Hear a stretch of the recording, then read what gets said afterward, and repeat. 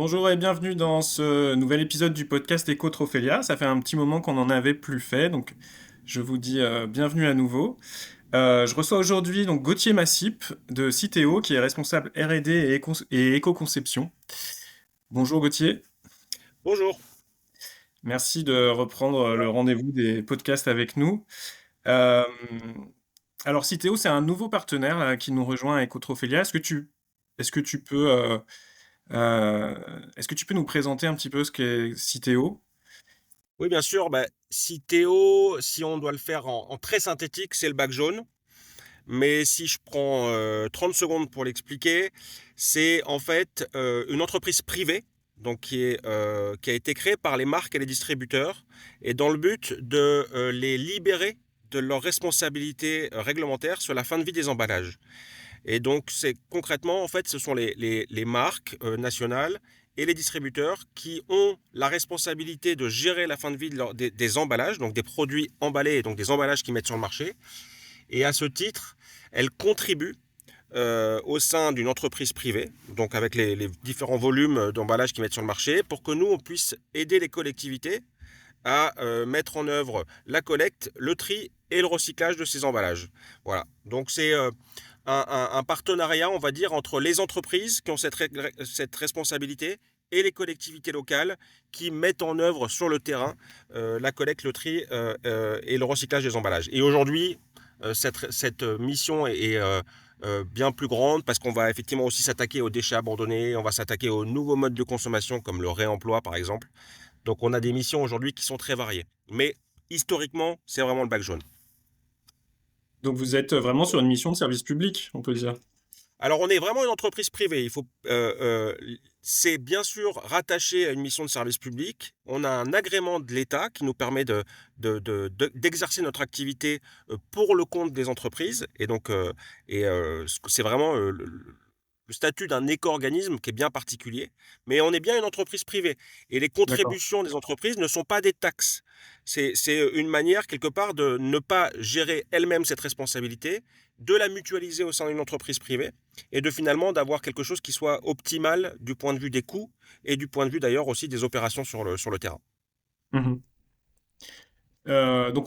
De cette description, on voit que Citeo n'est pas spécifique au domaine de l'alimentation. Non, on va couvrir tous les emballages des produits à destination des ménages. Donc bien sûr, il y a une grosse partie agroalimentaire, mais il y a également tous les emballages des produits de bricolage, des jouets. Il y a tout un tas d'emballages qu'on appelle nous dans la catégorie non alimentaire, bien sûr, et qu'on doit traiter également. Les médicaments aussi, par exemple, sont également dans notre scope, et avec potentiellement aussi là aussi des choses à faire en termes de conception des emballages, vous pouvez vous imaginer. Qu'est-ce qui a motivé pour vous ce choix de soutenir le concours Ecotrophelia à partir de cette année? Alors, on connaissait le concours Ecotrophelia. On était plutôt effectivement curieux de voir tout ce qui pouvait être développé par les étudiants dans ce concours d'innovation. Et on a vu que c'était effectivement très focus sur la partie alimentaire et le développement d'innovation alimentaire, ce qui était hyper intéressant. Et nous, on s'est dit, il faut qu'on puisse toujours traiter le couple contenu-contenant. Nous, c'est vraiment un peu notre mantra de réfléchir, bien sûr, en fonction du produit contenu, comment l'emballage peut effectivement s'adapter et comment l'emballage peut accompagner les nouveaux modes de consommation, comment l'emballage peut répondre à des spécificités de certains aliments ou certains produits alimentaires qui sont développés. Et donc voilà, c'est pour développer et essayer d'avoir cette double approche sur l'aliment et son contenant qu'on a souhaité effectivement s'impliquer un peu plus dans le concours Ecotrophelia et apporter autant que possible notre expertise, notre accompagnement, les différents outils et guides et documentations qu'on a pu euh, développer ces dernières années sur ces sujets-là, de manière à ce que les étudiants puissent s'en emparer et puissent éventuellement faire émerger des nouvelles idées auxquelles nous, on n'aurait pas forcément pensé, mais plutôt, après, derrière, j'imagine que c'est vraiment s'emparer de l'existant et de pouvoir, avec les bonnes ressources, développer des solutions qui soient éco-conçues, des emballages Mhm. qui soient plus vertueux, l'environnement moins impactant. Voilà.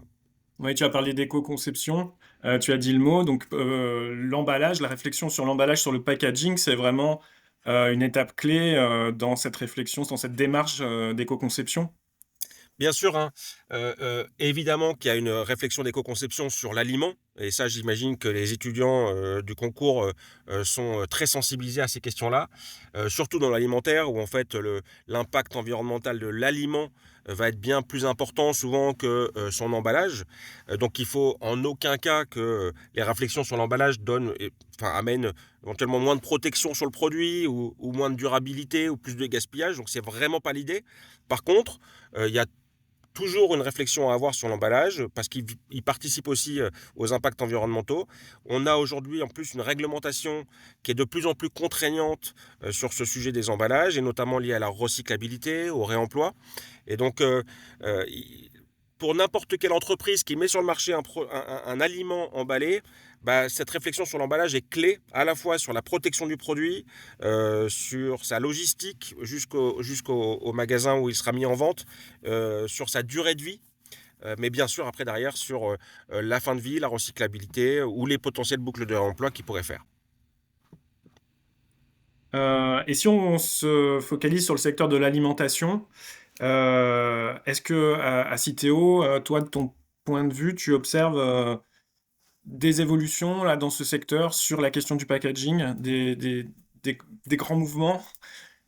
Oui, c'est incontestable. Alors, c'est des choses qui étaient déjà lancées il y a quelques années, mais en fait, on a eu un cadre réglementaire récent et qui s'affirme encore aujourd'hui. On a eu la loi AGEC qui est arrivée début 2020 avec des décrets d'application qui se sont succédés et qui ont vraiment donné des jalons dans un contexte national français, hein, avec des obligations de recyclabilité des emballages, des obligations de réemploi, euh, des premières obligations d'incorporation de matières recyclées également qui ont été posées à ce moment-là et en fait qui n'étaient que des transpositions d'une directive européenne qui s'appelait la Single Use Plastic, la SUP dans notre jargon, et qui était une directive qui s'est transposée en droit national, notamment dans la loi AGEC. Donc là, on a vraiment eu une prise de conscience dans l'alimentaire, mais pas que, du besoin de travailler sur la conception de son emballage, les matériaux, plastique, pas plastique, et les recommandations de conception en vue du recyclage. Donc ça, c'est des choses qu'on a vraiment vu arriver il y a 3-4 ans. Et maintenant, on les voit se confirmer et réaffirmer, j'ai envie de dire, avec un règlement européen. Donc, qui va venir, un règlement européen, ça veut dire d'application directe pour les États membres.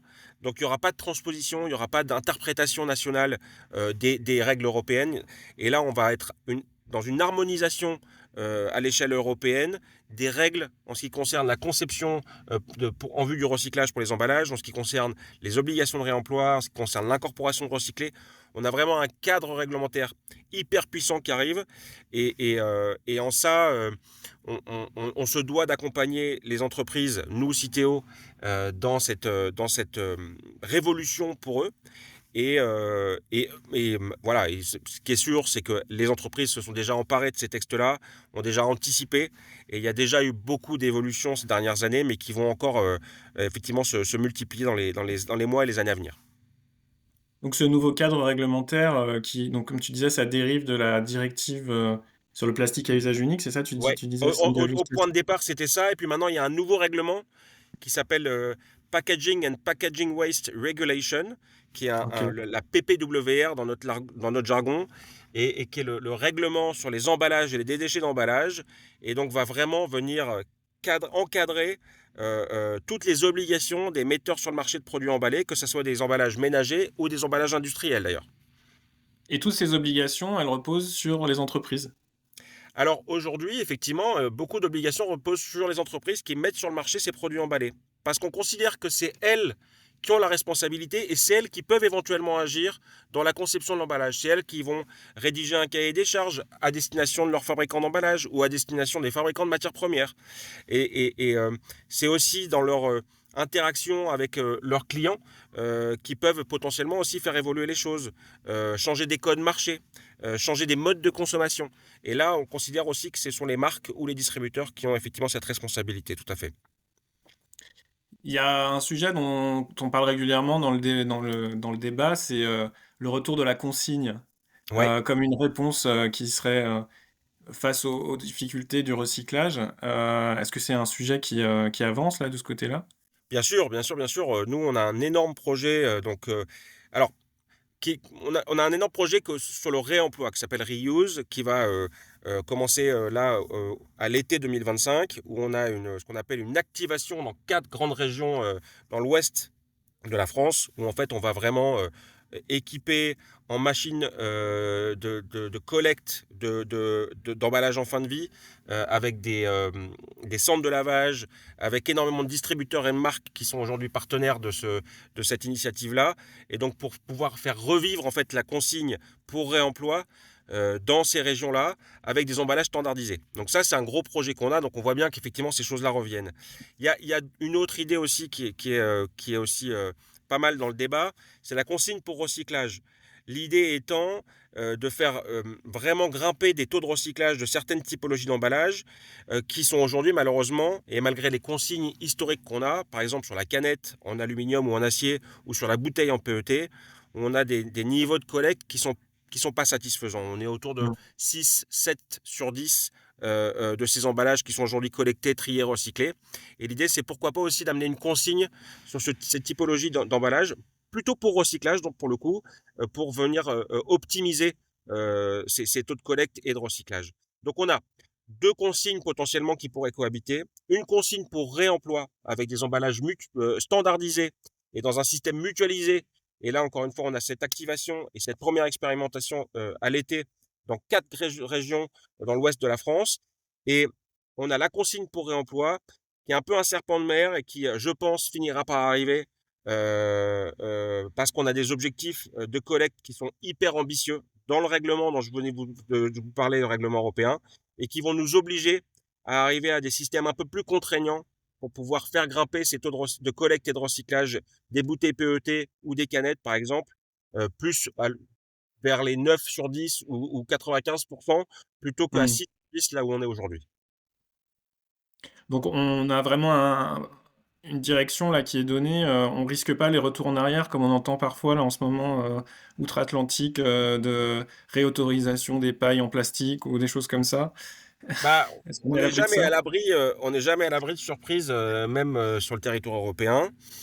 En tout cas, nous, on appelle de nos voeux d'avoir un cadre qui soit stable, donner de la visibilité aux entreprises, de pouvoir effectivement, dans un cadre ambitieux, encore une fois, hein, avec des objectifs de réemploi, de recyclage, etc., qui sont quand même assez ambitieux, mais de donner ce cap-là et derrière qu'on s'y tienne et que les entreprises effectivement puissent investir et travailler pour répondre à ces obligations-là. Après, encore une fois, je ne suis pas visionnaire, je ne peux pas lire dans une boule de cristal.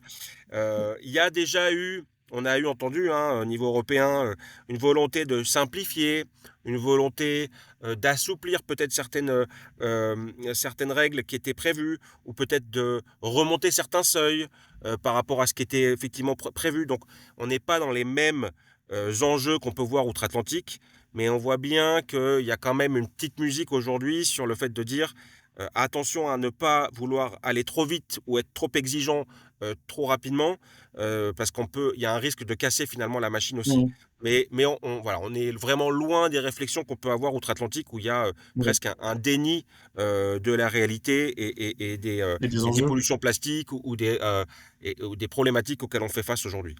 Et je crois que la jeune génération et les citoyens aujourd'hui sont vraiment en attente de réponses, d'aller plus loin Bien sur sûr, ces questions et bien sur sûr, la bien sûr. question Mais les de jeunes la réduction des générations, déchets. bien sûr, sont en attente, mais elles doivent aussi s'emparer potentiellement des solutions qu'on leur propose. Et quelquefois, par exemple, sur le geste de tri, on sait que les jeunes générations ne sont pas forcément celles qui trient le mieux aujourd'hui en Mm. France. Sur les modes de consommation, est-ce que les jeunes générations vont s'orienter vers des solutions de réemploi plus que vers l'usage unique, même si c'est potentiellement un peu plus contraignant. Donc, bien sûr que les jeunes générations ont peut-être certaines craintes et du coup de l'espoir pour que les choses aillent mieux. Après aussi, il y a une responsabilité de ces jeunes générations aussi pour faire en sorte aussi d'être en cohérence avec ce qu'on prône et ce qu'on dit et dans ses actions. Et ben, on va voir ce qu'ils nous proposent pour Ecotrophelia au mois de juin. Qu'est-ce que toi tu espères trouver dans les projets qui vont être présentés? Si je reformule un peu, à quoi tu seras attentif ou les personnes représentant CTO seront attentives en tant que membre du jury au mois de juin?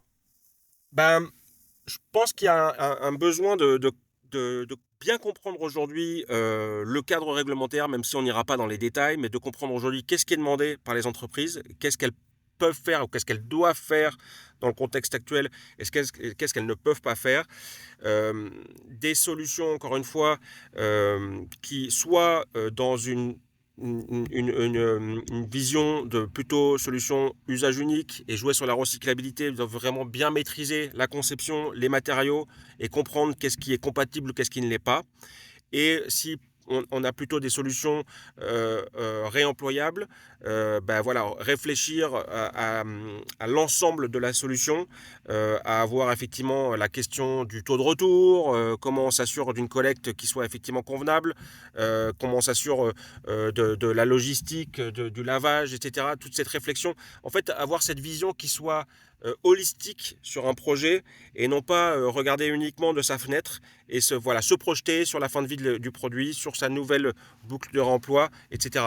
C'est plutôt cette vision-là que j'attends moi des étudiants et de se dire je ne suis pas juste à développer un emballage pour me faire plaisir et parce qu'il est joli ou parce qu'il utilise un matériau qui est un peu innovant et qui est un peu exotique. Non, se dire en fait, est-ce que c'est conforme réglementairement? Est-ce que ça répond aux besoins d'une entreprise par rapport à ses impératifs de logistique, de schéma industriel, etc., etc. Est-ce que ça ne va pas lui demander d'investir des millions sans avoir une garantie sur le succès de la solution? Voilà, c'est aussi s'ancrer dans le réel et dans le cadre réglementaire existant. Voilà. Est-ce que tu aurais des exemples de solutions un peu nouvelles qui pourraient inspirer nos étudiants? Ben, nous, on a la chance chez Citeo d'avoir accompagné pendant très longtemps tout un tas de startups dans le cadre d'un projet qu'on avait qui s'appelait le Circular Challenge, où on avait à la fois des entreprises qui travaillaient sur des nouveaux matériaux, mais également des entreprises qui travaillaient sur des boucles de réemploi, des systèmes de lavage, des systèmes informatiques ou d'intelligence artificielle aussi pour la détection de déchets qui arrivent dans des centres de tri ou des choses comme ça. On avait vraiment eu un panel très intéressant et très large de solutions.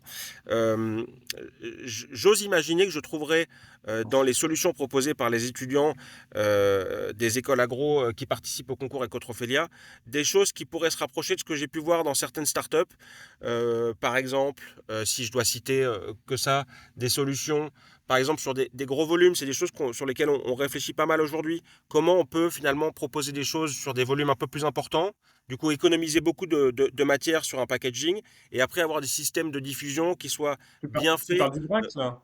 Alors ça peut être du vrac, par exemple, ça peut être du vrac en magasin, mais ça peut être presque des solutions aussi gros volume pour chez soi, mais qui soient bien réfléchies derrière avec un système et un mode de consommation qui soit hyper pratique pour le Ah oui. citoyen. Je pense, alors l'exemple très simple, c'est la fontaine de 10 litres pour remplacer les 6 bouteilles d'eau d'un litre 5. Là, c'est vraiment quelque Mhm. chose de très simple et encore une fois assez basique. Mais on peut imaginer ce type de solution pour d'autres produits et du coup se dire qu'on a une réduction forte de la quantité de matière utilisée pour un même usage grâce à des nouveaux modes de consommation aussi qui pourraient être développés. Voilà, c'est des choses un peu originales sur lesquelles aussi on pourrait éventuellement avoir des nouvelles solutions.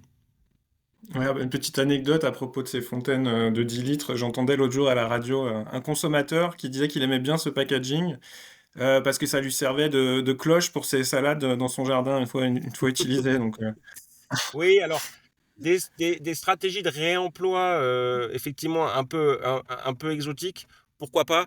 C'est comme le pot de yaourt en céramique qui devait servir de pot à crayon. ah non, Certes, mais tout après pour ça, oui. j'imagine qu'on n'a pas besoin d'une vingtaine de pots à crayon chez soi et peut-être que le monsieur qui entretenait ses salades dans son potager, une fois qu'il avait une dizaine de fontaines d'eau de 10 litres, peut-être que c'était suffisant et qu'il devait peut-être trouver un autre usage pour les futurs. Voilà. J'ai peut-être un très grand jardin. Mais ça, bien sûr, on connaît ce type d'histoire. Après, il faut faire attention parce que ça peut être des promesses de certains producteurs ou certains metteurs sur le marché, mais c'est pas des promesses qui sont viables sur le long terme. Mhm. Euh, pour nos jeunes là qui sont en train de travailler à leur projet pour le concours 2025, tu as parlé du Circular Challenge. Ça fait partie des ressources qu'on peut leur conseiller de consulter?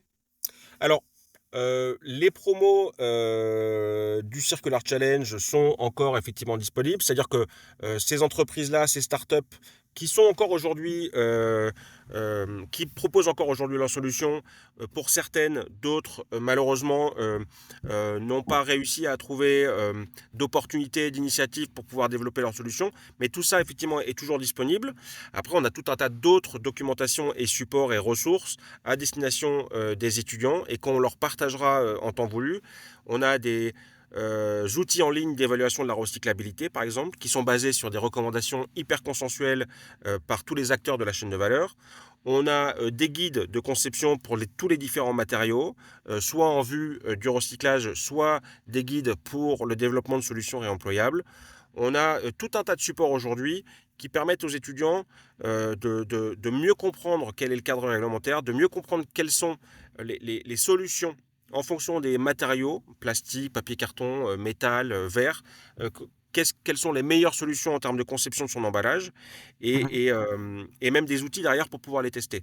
Donc, ouais, on a vraiment beaucoup de ressources que nous, on met à disposition de nos clients, de nos partenaires fabricants d'emballage, des collectivités locales avec qui on travaille bien sûr aujourd'hui, mais qui pourront bien sûr servir aux étudiants de la même façon.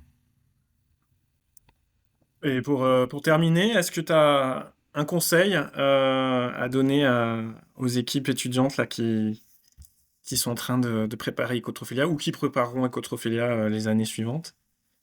Bah, mon conseil, c'est de, de vraiment essayer de faire laisser aller quelque part ses idées et essayer de trouver éventuellement des choses qui sont peut-être un petit peu originales et venir les tester en amont. Ne pas partir trop loin dans une idée sans avoir vérifié un tout petit peu en amont qu'elle cochait les différentes cases qui sont aujourd'hui des impératifs.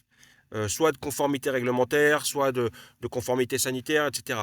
Derrière, d'avancer voilà, prudemment par rapport à ces impératifs-là et ces obligations. Mais en aucun cas se freiner ou se contraindre dans un premier temps, vraiment laisser aller ses idées et après venir les checker dans les phases amont du projet, s'assurer qu'on ne part pas dans une impasse. Et après, en fonction de ces réflexions-là, après, ça peut dérouler. Et voilà aussi, peut-être de prendre connaissance des différentes ressources ou du cadre réglementaire sans forcément aller dans le détail de la réglementation parce que ça serait beaucoup trop long et fastidieux, mais il y a quelques règles de base et qui permettent de comprendre après derrière dans quel cadre on doit évoluer et quels sont voilà, les garde-fous, on va dire, qu'on doit avoir en tête pour pouvoir développer son packaging. Et Mhm. ça prend pas beaucoup de temps en amont, mais ça permet d'en gagner, je pense, beaucoup derrière sur le développement de la solution. Ben, merci, je pense que tu seras entendu par tous les étudiants qui vont écouter cet épisode. On se donne rendez-vous donc du 24 au 26 juin à Bordeaux Yes, pour voir ce que les étudiants vont nous proposer et pour cette grande fête du concours Ecotrophilia. Merci avec beaucoup plaisir. Gauthier et à bientôt. Merci, à bientôt. Au revoir.